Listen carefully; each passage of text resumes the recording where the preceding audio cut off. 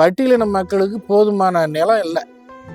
அதனால் நாங்கள் படித்தே திருநன்ற ஒரு காலகட்டம். ஸோ நாங்கள் படித்தாதான் பொருளாதாரத்தில் முன்னேற முடியும். 1994 யாசெட்டு பதிவு செய்தோம். யாசெட் என்றால் youth association social and educational டெவலப்மெண்ட்னு அர்த்தம்.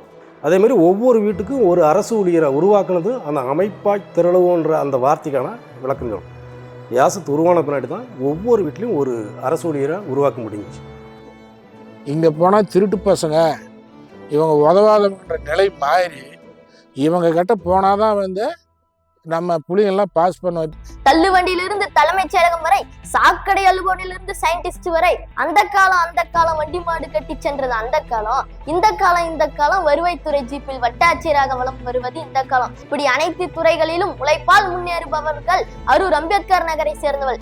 அவங்க கடந்து வந்த பாதையில நாங்கள் நடந்து வந்துங்கிறோம். நான் 2006 இன்ஜினியரிங் முடிச்சுட்டு 17 அதே இடத்துல தான் தங்கி படித்தேன். நான் அங்கே தான் தூங்குவோம், அங்கே தான் படிப்போம்.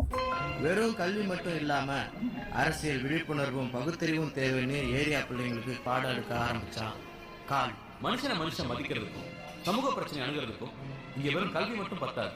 கல்வியோடு சேர்ந்த சமூக அரசியலும் பகுத்தறியும் தன்மையும் தேவை. படிக்கலாமா?